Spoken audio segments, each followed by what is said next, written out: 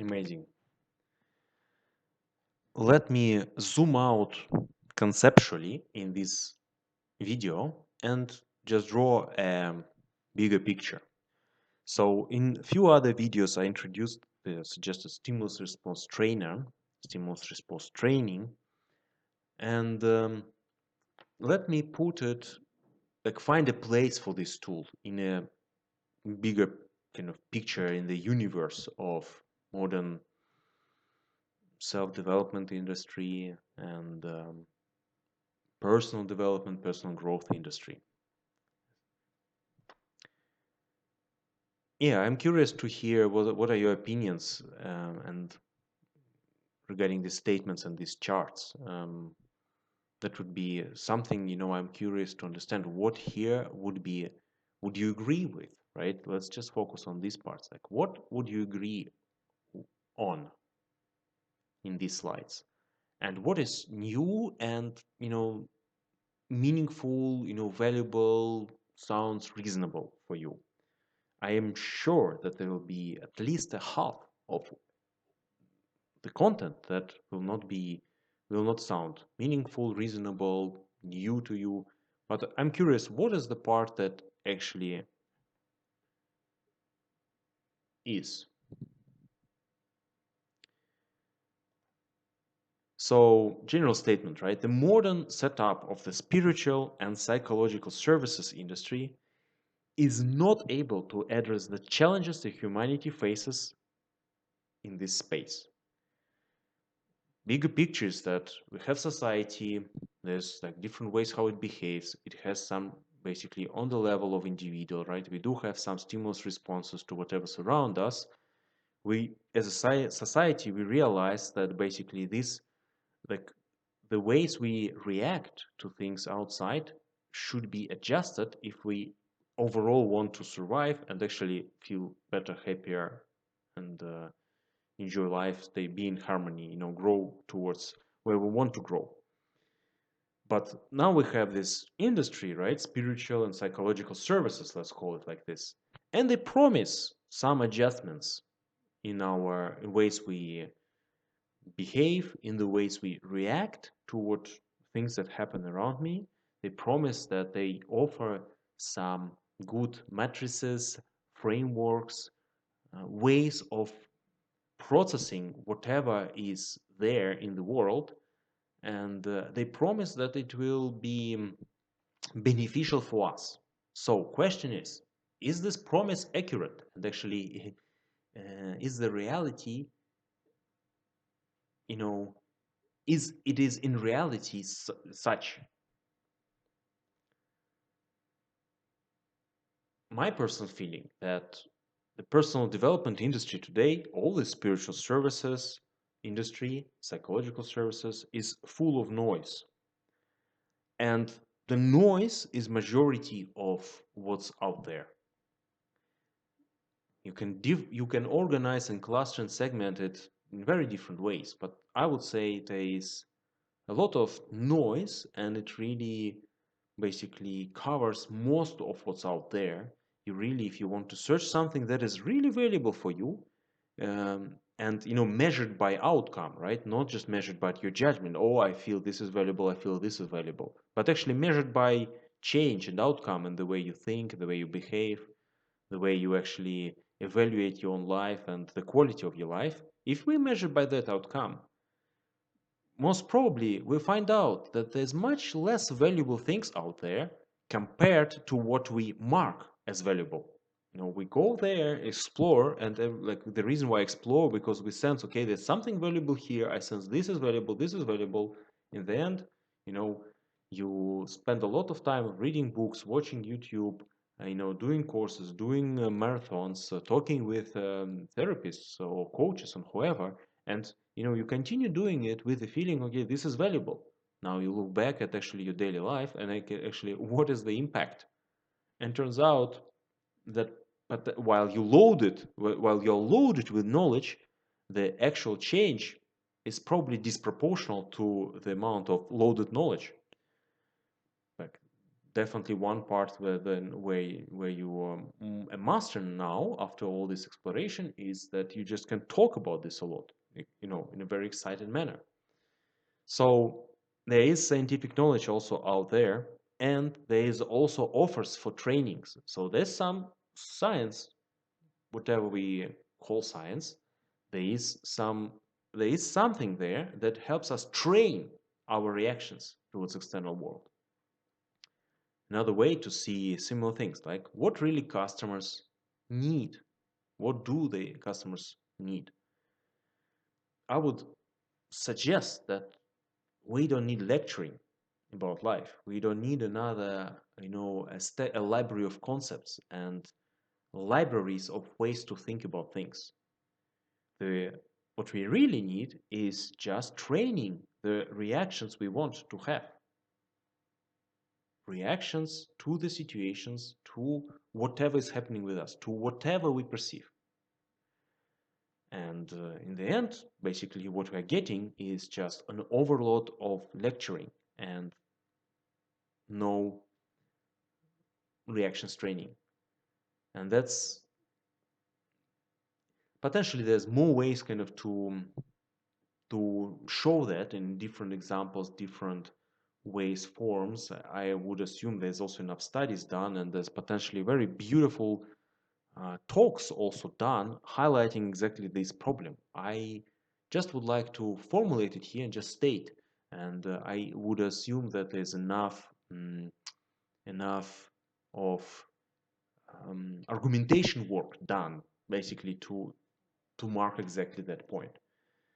In addition to overload of lecturing compared to actually training, we also have completely lost the priorities within this universe of spiritual training and spiritual and psychological services industry, right, as I call it. Like, where should we really pay attention, right? Probably there are a few areas where we really should pay attention because they really have the impact on many other things. And potentially there's enormous amount of things that we should really just move away from us, make them smaller, and really not really pay too much attention to, because there are some fundamental things, some conceptual, fundamentally important conceptual things where we should really stick our attention and ensure that actually enough of our attention stays throughout of our life. That would be my assumption. Some that would be something around the core beliefs, right? So the schemas, the core beliefs. This is where, this is kind of the cornerstones of whatever is building on top in the ways we react to the external world. And probably we would like to ensure that these stones are in place, they are well fixed, they are healthy, if you can say it this way about a stone. And the market drags our attention to absolutely every area that is possible there. Why? Because that's the failure of the market, and that's the way the market functions. If there's too much attention on some area and you just offer some service in area number 10 and market it, you get quite a lot of attention, which is basically the first step in your marketing process. So you just, snap your fingers, you redirect the attention from what's really important to whatever else you have to sell or whatever else you want or can sell, and then the attention is always equally distributed. No one cares in this system whether basically we're paying for the most important things, our attention or not.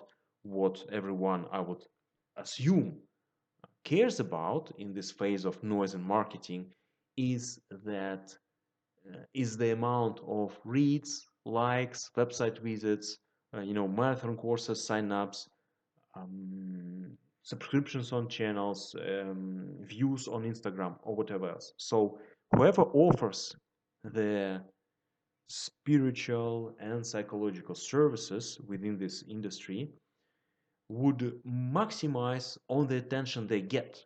They would maximize on the priorities that are there for the client. The result is attention is basically distributed equally independent from what's important and what's not important. Another failure of this market, I would suggest, right? The market offers basically just pieces of puzzles, and what the customer really should get right away, right, is some holistic picture. When you open the book, but you have the table of content. You basically know what is it all about. When you open a syllabus for a study course, you see also all the concepts, all the parts that are there for you that basically are considered important. When you enter the school, basically there is a plan for studies, for the 10-year studies that basically specify what kind of things the school, the society believes you need to understand, from first year, second year, third year, and so on, in order to, graduate the school and have a package of knowledge will help you throughout the life. At some point of time, there is a description. Okay, here's the package of knowledge that, like skills, knowledge, whatever else that we think are important. My understanding and my argument would be that this is not present in this market of spiritual and psychological services. It's always just pieces and elements, and in the end, it's just collage, right? That's what the person gets. Another failure of the market, I would argue that there is some, there's a possibility to draw this kind of chart and say, okay, there's a complexity of service that is actually needed by people, and basically the volume, right, in terms of the demand. So yes, people do need some basic service. Potentially, there's some level of complexity of the service related to spiritual and psychological services, and where there's basically the demand is the biggest. And what's the supply? The supply is that some basics are everywhere, and that's just what the market consists of, as I said.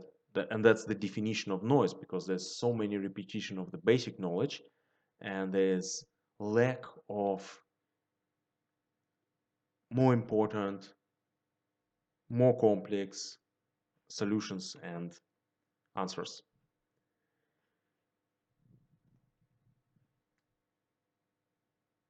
Another way to represent the same issue, right, the overwhelming amount of noise and deprioritization, is this chart. So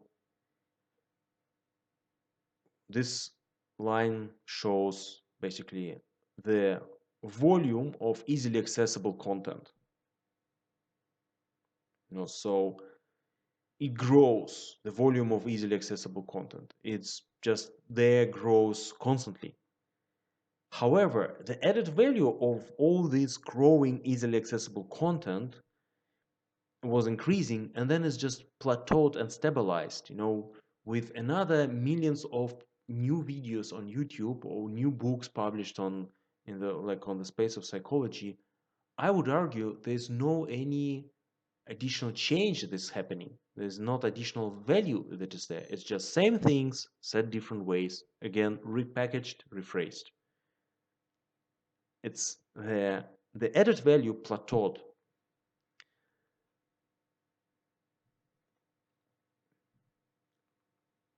So I would also argue there's a lot of conceptual mess, things that we often hear, and that's like why there's a lot of this conceptual mess is again just because the market in most of it offers noise, copywriting, information, and basic knowledge. For example, right, the things that are there everywhere. Your behavior should be driven by values. Stop and think. Be mindful, do not behave automatically. These would be the points that we hear. But I would argue that these are simplifications that lose their value, because the actual things that make sense is that I want my behavior to be automatic, but I want my autonomy, my automations, right, my automatisms to be defined by me.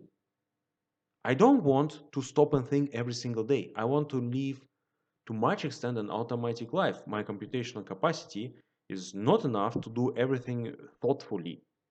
My computational capacity is there to focus my attention somewhere and do the rest automatically. But I would like my automatic reactions to be defined and trained by me.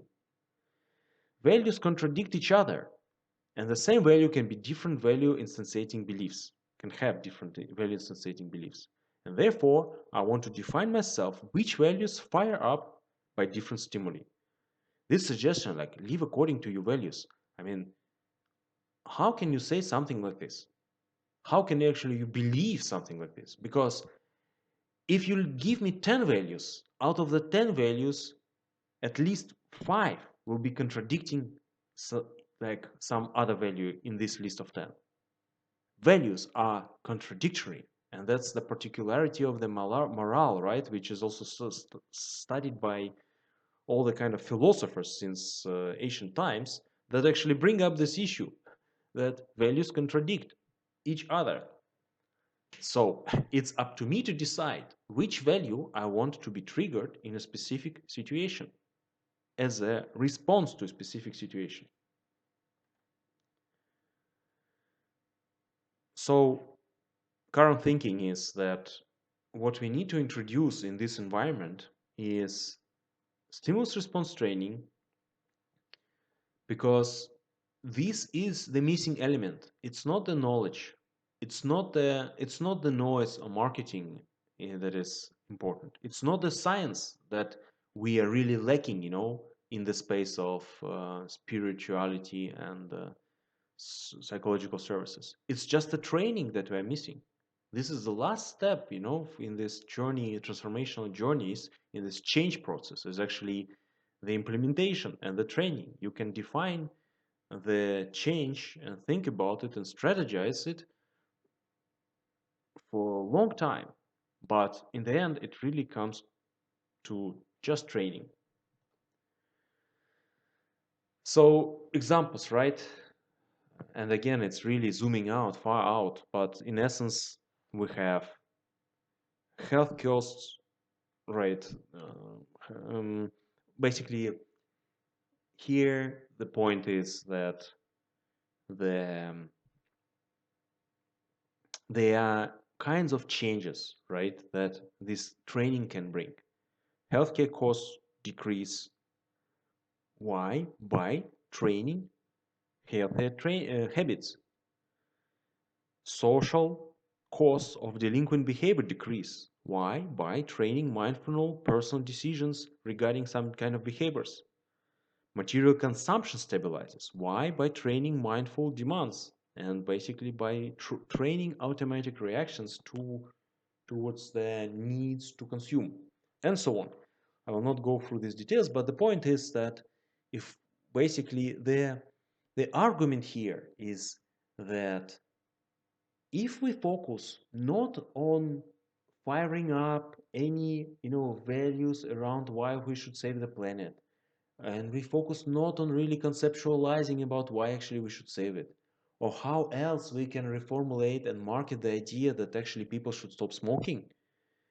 If we focus our attention not on that, but rather on in essence, a very simple thing, which is just training their reactions to specific situations.